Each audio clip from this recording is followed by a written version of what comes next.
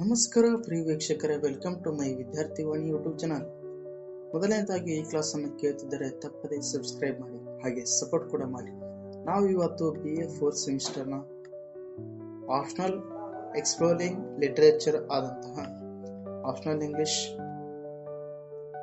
3ನೇ ಅಧ್ಯಾಯವಾದಂತಹ unknown citizen ಎಂಬ ಪದ್ಯದ ಕುರಿತು ಇಂಗ್ಲಿಷ್ ಸಮರಿ ವಿತ್ ಸರಳವಾಗಿ ತಿಳಿಯುವಂತ ಕನ್ನಡ ಭಾಷೆಯಲ್ಲಿ ನಾನು ನಿಮಗೆ ಇವತ್ತು ಪಾಠವನ್ನ ತಿಳಿಸಿಕೊಡ್ತಾ ಇದ್ದೇನೆ.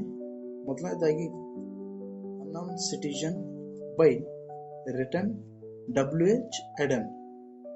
ಇವ್ರ ಬಗ್ಗೆ about the poet. WH Auden was one of the most important English poet of the 20th century.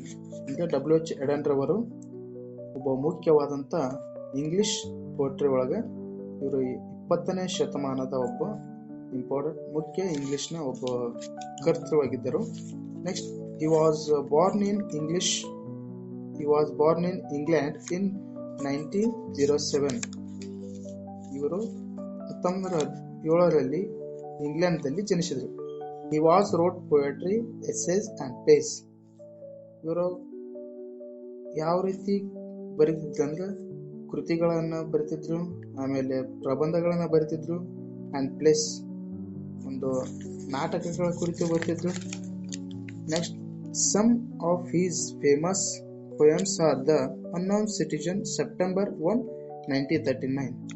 ಇವರು ಬರೆದಂತ ಕೃತಿಗಳಲ್ಲಿ ಫೇಮಸ್ ಆಗಿರುವಂತ ಕೃತಿ ಯಾವ್ದಂದ್ರೆ ಇದು unknown citizen.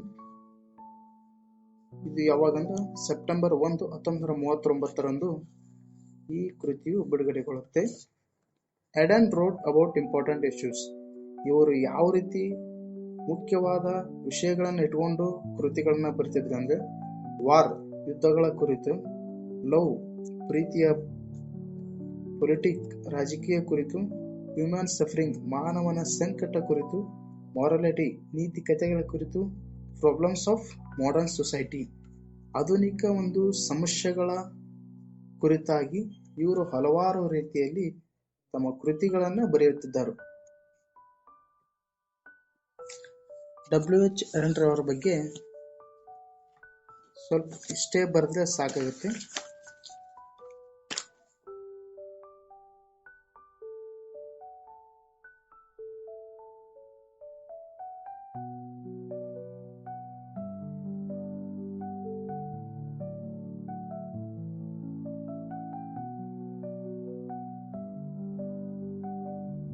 Next point about the poem ಅಂದ್ರೆ ಒಂದು ಪದ್ಯದ ಮುಖ್ಯ ವಿಷಯ ಯಾವ ರೀತಿ ಇದೆ ಅಂದ್ರೆ, ಮೊದಲನೇದಾಗಿ the main theme of the poem are loss of individuality. ಅಂದ್ರೆ ಪದ್ಯದ ಪ್ರಮುಖ ವಿಷಯವೇನೆಂದ್ರೆ ಮನುಷ್ಯನು ತನ್ನ ಸ್ವಂತಿಕೆಯನ್ನ ಇಲ್ಲಿ ಕಳೆದುಕೊಳ್ಳುತ್ತಾನೆ. Next, control of government and lack of personal freedom. ಅಂದ್ರೆ ಸರ್ಕಾರವು ಜನರ ಜೀವನವನ್ನು ಅತಿಯಾಗಿ ನಿಯಂತ್ರಿಸುತ್ತದೆ. ಇಲ್ಲಿ ಮನುಷ್ಯನಿಗೆ ತನ್ನದೇ ಆದ ವೈಯಕ್ತಿಕ ಸ್ವಾತಂತ್ರ್ಯ ಇರುವುದಿಲ್ಲ ಎಂದು ತೋರಿಸುತ್ತದೆ. The poet shows how modern society treats people like numbers instead of human beings. ಅಂದರೆ ಆಧುನಿಕ ಸಮಾಜದಲ್ಲಿ ಮನುಷ್ಯನನ್ನು ಒಬ್ಬ ವ್ಯಕ್ತಿಯನ್ನಾಗಿ ನೋಡುವ ಬದಲಾಗಿ ಕೇವಲ ಒಂದು ಸಂಖ್ಯೆಯಂತೆ ನೋಡಲಾಗುತ್ತದೆ ಎಂದು ಹೇಳ್ತಾರೆ. The citizens life is measured by statistics not emotion. ಅಂದ್ರೆ ಒಬ್ಬ ವ್ಯಕ್ತಿಯ ಜೀವನವು ಅವನ ಭಾವನೆಗಳ ಮೇಲೆ ನಿರ್ಧಾರವಾಗುವುದಿಲ್ಲ, ಬದಲಾಗಿ ಅವನು ಎಷ್ಟು ವಸ್ತುಗಳನ್ನು ಖರೀದಿಸುತ್ತಿದ್ದಾನೆ ಅಥವಾ ಅಂಕಿ ಅಂಶಗಳಲ್ಲಿ ಅವನ ಸಾಧನೆ ಏನು ಎಂಬುದರ ಮೇಲೆ ಅಳೆಯಲಾಗುತ್ತದೆ. Another theme is the danger of a system that controls everything but ignores personal happiness. ಅಂದ್ರೆ ಈ ವ್ಯವಸ್ಥೆ, ಡೇಂಜರ್ ಆಫ್ ಸಿಸ್ಟಮ್ ಅನ್ನೋ ವ್ಯವಸ್ಥೆಯು ಎಲ್ಲವನ್ನು ನಿಯಂತ್ರಿಸುತ್ತದೆ, ಆದರೆ ವ್ಯಕ್ತಿಯ ವೈಯಕ್ತಿಕ ಸಂತೋಷ ಹಾಗೂ ನೆಮ್ಮದಿಯನ್ನ ಸಂಪೂರ್ಣವಾಗಿ ನಿರ್ಲಕ್ಷಿಸುತ್ತದೆ. The poem also talk about how people may follow society blindly without thinking about their own dreams and feelings. ಅಂದ್ರೆ ಜನರು ತಮ್ಮ ಸ್ವಂತ ಕನಸುಗಳನ್ನು ಅಥವಾ ಅನಿಸಿಕೆಗಳನ್ನು ಅವರು ಯಾವ ರೀತಿ ಕನಸು ಕಟ್ಟಿಕೊಂಡಿರ್ತಾರಲ್ಲ ಅದರ ಬಗ್ಗೆ ಯೋಚಿಸದೆ ಸಮಾಜ ಹೇಳಿದಂತೆ ಯಾಂತ್ರಿಕವಾಗಿ ಬದುಕುತ್ತಾರೆ ಎಂಬುದನ್ನು ಈ ಪದ್ಯವು ಎತ್ತಿ ಹೇಳುತ್ತದೆ. ಇದೇ about the ಫೋಯಮ್.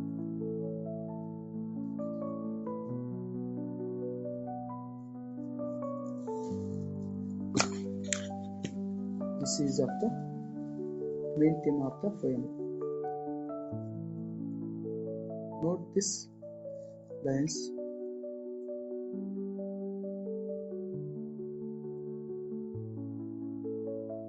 Moral of the poem ಏನೋ ಬರೆಯುವಂತ ಅವಶ್ಯಕತೆ ಇಲ್ಲ.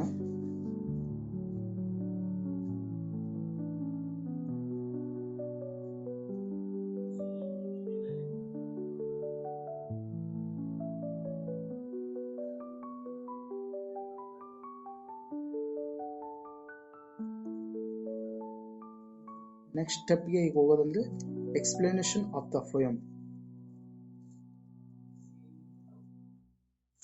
ಎಕ್ಸ್ಪ್ಲನೇಷನ್ ಆಫ್ ದ ಪೋಯಮ್ ಯಾವ ರೀತಿ ಇದೆ ಅಂದ್ರೆ, the unknown citizen is written by W.H. Auden. ಈ ಪದ್ಯವನ್ನು ಬರೆದವರು W.H. ಎಡನ್ ರವರು. In this poem the describe a man who is called unknown. ಅಂದ್ರೆ ಈ ವ್ಯಕ್ತಿಯನ್ನ ಅನಾಮಧೇಯ ಎಂದು ಕರೆಯಲಾಗುತ್ತದೆ. Because his real name and personal identity are not important. ಅಂದ್ರೆ ಏಕೆಂದರೆ ಸರ್ಕಾರದ ಪಾಲಿಗೆ ಅವನ ಹೆಸರಾಗಲಿ ಅಥವಾ ವೈಯಕ್ತಿಕ ಭಾವನೆಗಳು ಮುಖ್ಯವಾಗಿರಲಿಲ್ಲ. ಕೇವಲ ಅವನನ್ನು ಒಂದು ಸಂಖ್ಯೆಯಂತೆ ಗುರುತಿಸಲಾಗುತ್ತಿತ್ತು. ಆ ಸಂಖ್ಯೆ ಏನಂದ್ರೆ JS07/M/378 ಎಂದು ಗುರುತಿಸಲಾಗುತ್ತಿತ್ತು. Next, the poem begins like a report written by the government. ಅಂದ್ರೆ ಪದ್ಯವು ಒಂದು ಅಧಿಕೃತ ವರದಿಯಂತೆ ಆರಂಭವಾಗುತ್ತೆ. ಸರ್ಕಾರದ ದಾಖಲೆಗಳ ಪ್ರಕಾರ it says that the man was a good citizen. ಅಂದ್ರೆ ಸರ್ಕಾರಿ ದಾಖಲೆಗಳ ಪ್ರಕಾರ ಈ ವ್ಯಕ್ತಿ ಒಬ್ಬ ಮಾದರಿ ನಾಗರಿಕ, ಒಳ್ಳೆಯ ವ್ಯಕ್ತಿ ಅಂತ ಗುರುತಿಸ್ತಿದ್ರು. He worked in a factory, paid his tax and followed all the rules according to official records. There was nothing wrong with him. ಅಂದ್ರೆ ಅವನು ಕಾರ್ಖಾನೆಯಲ್ಲಿ ಒಂದು ಕಂಪನಿಯಲ್ಲಿ ಕೆಲಸ ಮಾಡ್ತಿದ್ದ, ಸರಿಯಾದ ಟೈಮಿಗೆ ಸರಿಯಾದ ತೆರಿಗೆಯನ್ನು ಪಾವತಿಸಿದ್ದ ಮತ್ತು ಸಮಾಜದ ಎಲ್ಲಾ ನಿಯಮಗಳನ್ನು ಪಾಲಿಸುತ್ತಿದ್ದ. ಅವನ ವಿರುದ್ಧ ಇದುವರೆಗೆ ಯಾವುದೇ ರೀತಿಯ ದೂರುಗಳಿರಲಿಲ್ಲ ಎಂದು ತಿಳಿಸುತ್ತದೆ. ಒಂದನೇ ಪ್ಯಾರ.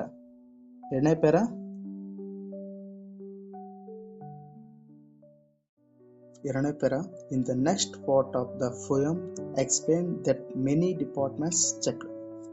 ಅಂದ್ರೆ ವರದಿಗಳ ಸಮೂಹ ಯಾವ ರೀತಿ ಅಂದ್ರೆ, ಆ ನಾಗರಿಕ ಜೀವನವನ್ನ ಕೇವಲ ಒಂದು ಇಲಾಖೆ ಮಾತ್ರವಲ್ಲದೆ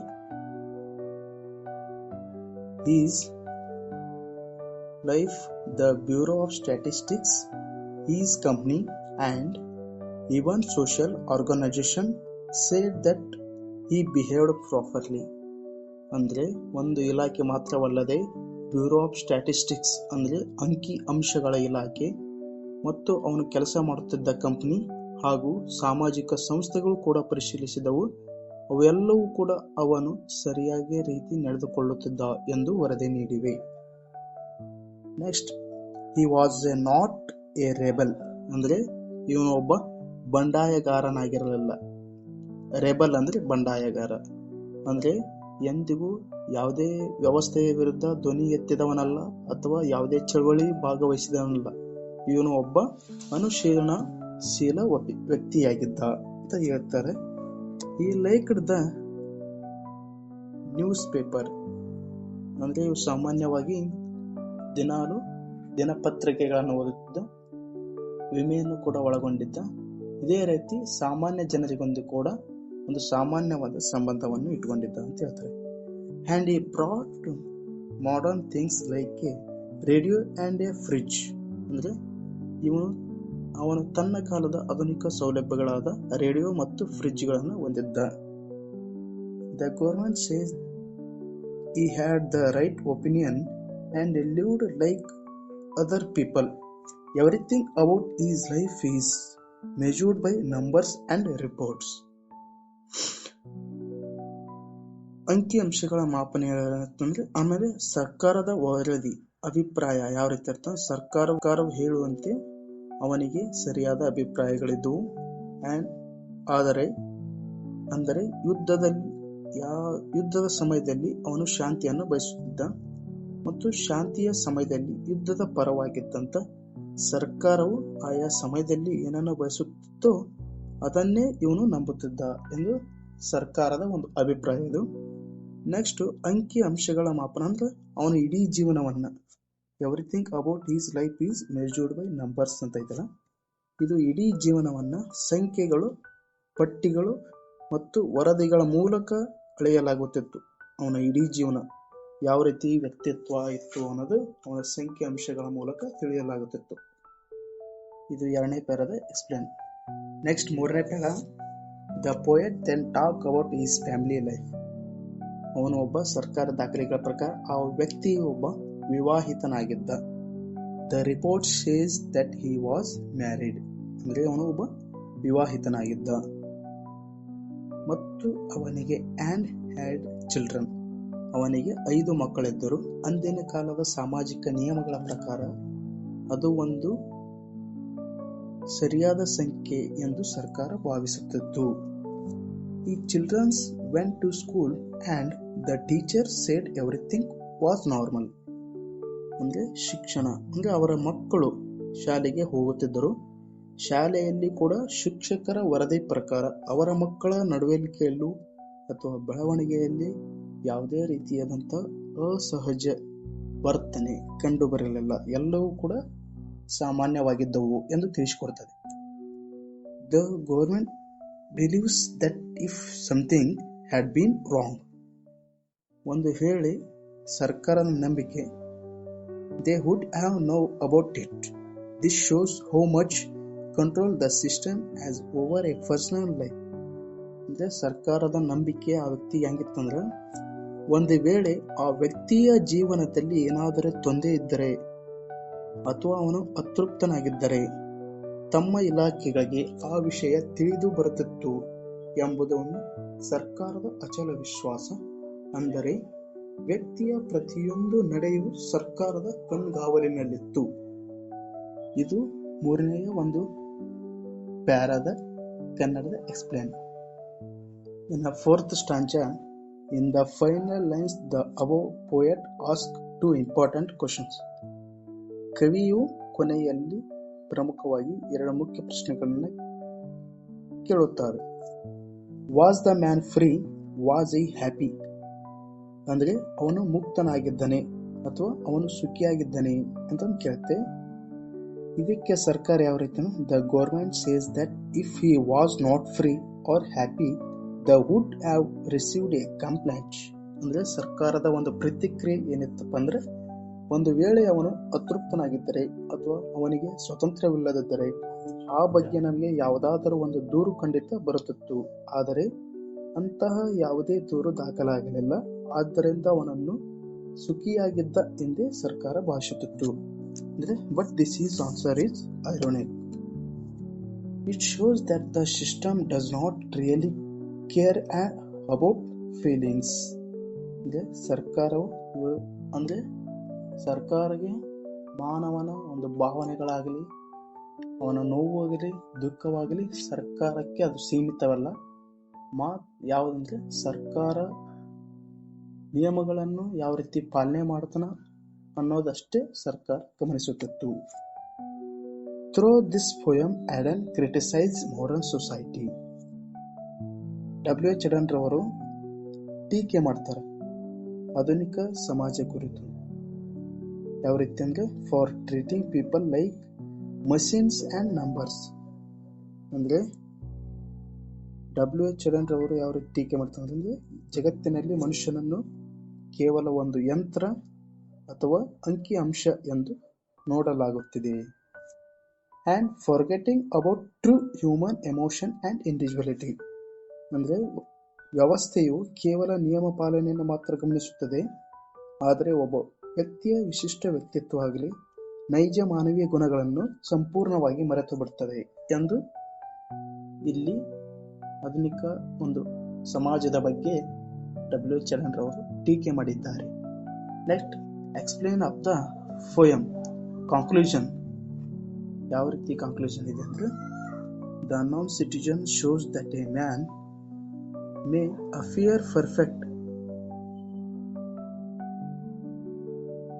in this eyes of society, but this is not mean he is truly happy or unhappy. ಅಂದ್ರೆ ಸಮಾಜ ಅಥವಾ ಸರ್ಕಾರದ ದೃಷ್ಟಿಯಲ್ಲಿ ಒಬ್ಬ ವ್ಯಕ್ತಿ ಪರಿಪೂರ್ಣ ಎಂದು ಕಾಣಿಸಬಹುದು, ಆದರೆ ಅವನು ಸರ್ಕಾರದ ನಿಯಮಗಳನ್ನು ಪಾಲಿಸಬಹುದು, ತೆರಿಗೆ ಕಟ್ಟುತ್ತಿರಬಹುದು ಅಥವಾ ಎಲ್ಲಾ ಸೌಲಭ್ಯಗಳನ್ನು ಹೊಂದಿರಬಹುದು. ಆದರೆ ಅದರರ್ಥ ಅವನು ಒಳಗಿನಿಂದ ನಿಜವಾಗಿಯೂ ಸಂತೋಷವಾಗಿದ್ದಾನೆ ಅಥವಾ ಮುಕ್ತನಾಗಿದ್ದಾನೆ ಎಂದಲ್ಲ. Next W.H. Charan teaches us that real life is not only about following rules and being socially accepted. ಅಂದ್ರೆ W.H. ಚರಣ್ ಅವರು ಕವಿ ಯಾವ ರೀತಿ ಹೇಳ್ತಾರೆ ಅಂದ್ರೆ, ಅವರು ನಮಗೆ ಒಂದು ಮುಖ್ಯವಾದ ಪಾಠವನ್ನು ಕಲಿಸ್ತಾರೆ. ಅದೇನೆಂದರೆ, ಜೀವನ ಎಂದರೆ ಕೇವಲ ನಿಯಮಗಳನ್ನು ಪಾಲಿಸುವುದಲ್ಲ ಮತ್ತು ಸಮಾಜದ ಮೆಚ್ಚುಗೆಗಳನ್ನು ಗಳಿಸುವುದಲ್ಲ ಎಂದು ಹೇಳ್ತಾರೆ. A person's freedom and feelings and individuality are more important than government records or reports. ಅಂದ್ರೆ ಒಬ್ಬ ವ್ಯಕ್ತಿ ಮನಸ್ಸಿನ ಭಾವನೆಗಳಿಗೆ ಅಥವಾ ಅವನ ವ್ಯಕ್ತಿಕ ಸ್ವಾತಂತ್ರ್ಯ, ಅವನ ವಿಶಿಷ್ಟ ವ್ಯಕ್ತಿತ್ವ ಇವುಗಳು ಸರ್ಕಾರದ ದಾಖಲೆಗಳು ಅಥವಾ ವರದಿಗಳಿಗಿಂತ ಹೆಚ್ಚು ಬೆಲೆಬಾಳುವವುಗಳು ಎಂದು ಇಲ್ಲಿ W.H. ಚರಣ್ ರವರು ಈ ಒಂದು ಪದ್ಯದ ಉಪಸಂಹಾರ ಹೇಳ್ತಾರೆ. ಹೀಗೆ ಈ ಪದ್ಯದ ಕನ್ನಡದಲ್ಲಿ ಸಾರಾಂಶವಿದೆ. ನಿಮ್ಮ ಹೆಚ್ಚಿನ ಮಾಹಿತಿಗಾಗಿ ಕಮೆಂಟ್ ಬಾಕ್ಸ್ ನಲ್ಲಿ ತಿಳಿಸಿ.